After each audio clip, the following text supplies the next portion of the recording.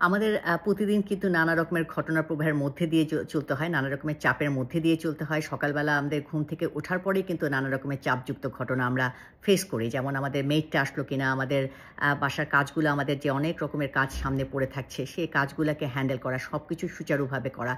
কাজেই আমরা লাইফ হলো আসলে বলব নানা রকমের ঘটনা, নানা রকমের চাপযুক্ত ঘটনার মধ্যে দিয়ে আমাদের মধ্যে দিয়ে যায়। বলা হয় যে সবাই যে সবকিছুতে চাপ বোধ করবে ব্যাপারটাতে তা না। তবে কিছু, কিছু ঘটনা আমাদের obviously কিন্তু চাপে ফেলবে। বিশেষ করে সে ঘটনার যদি নির্দিষ্ট ৩ টে কিন্তু বৈশিষ্ট্য থাকে। ১ম যে বৈশিষ্ট্য সেটা হলো যদি দেখা যায় যে আমাদের লার্নড হেল্পলেসনেস, অর্থাৎ কোনো একটা ঘটনা আমি থ্রেটেন ফিল করছি ঠিকই, কিন্তু এ ঘটনাটাকে নিয়ন্ত্রণ আমার হাতে নেই। কোনোভাবে আমরা যাই করি, কোনো অবস্থা থেকে এটা আমি কোনো রকম হ্যান্ডেল করতে পারব না। সেটা কিন্তু obviously আমাদের চাপের মধ্যে ফেলবে।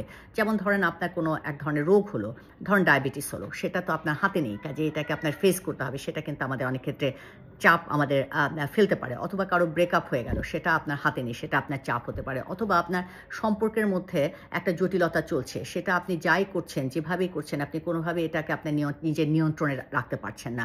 তাহলে সেটাও কিন্তু আপনাকে চাপে ফেলবে।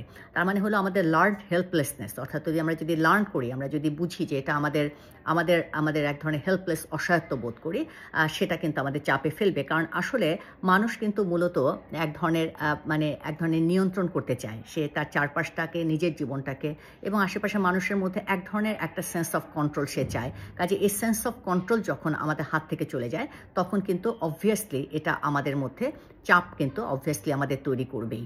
কাজেই আমাদের যখন হলো আসলে কিছু, কিছু জিনিস এই লার্নড হেল্পলেসনেসে যখন আপনারা ভুগেন, যে জিনিসটা আসলে আপনার হাতে নেই, যে জিনিসটাতে আপনি কোনো কিছুই আপনি করতে পারবেন না, সেটা ১ম ভালো পজিটিভ যে স্ট্র্যাটেজি হলো এটাকে আপনি অ্যাকসেপ্ট করে নেন। আমরা অনেক সময় যেটা হয় যে যখন এ ধরনের ঘটনার সম্মুখীন আমরা হই, আমরা যে কিছু করতে পারছি না, এটাকে গ্রহণ করার বদলে আমরা এটার পিছনে আমরা নানাভাবে আমরা ছুটতে থাকি। কেন হলো, কি হলো, কেন হলো, এটা নিয়ে আমরা কিন্তু প্রিঅকুপাইড থাকি এবং এটাকে কিন্তু আমরা ঠিক অতখানি মেনে নিতে না পারি না। কাজেই আমাদের চাপটা কিন্তু থেকে যায় এবং আমাদের মধ্যে এই প্রতিক্রিয়ার মধ্যে দিয়ে আমরা যাই। কাজে আমি বলব হলো যে ঘটনাকে আপনার হাতে নেই, যেটা আপনি নিয়ন্ত্রণ করতে পারবেন না, যেটা ঘটে গেছে বা যেটা আপনার অবশ্যম্ভাবীভাবে ঘটছে, যেটা আপনি যাই করুন, কোনো অবস্থা থেকে এটাকে আপনার কোনো ওয়ে আউট নাই, সেক্ষেত্রে আপনার ১ম যে জিনিসটা হলো সেটাকে আপনি অ্যাকসেপ্ট করুন, সেটাকে আপনি গ্রহণ করুন। অ্যাকসেপ্ট করলে যেটা হবে, আপনাকে এক ধরনের স্থিরতা দিবেন এবং আপনি মুভ অন করতে পারবেন আপনার পরবর্তী স্টেপে। হ্যাঁ, কাজে আপনি যদি গ্রহণই না করেন, তাহলে কিন্তু আপনি সামনে আগাতে পারবেন না। ধন্যবাদ সকলকে, ভালো থাকুন।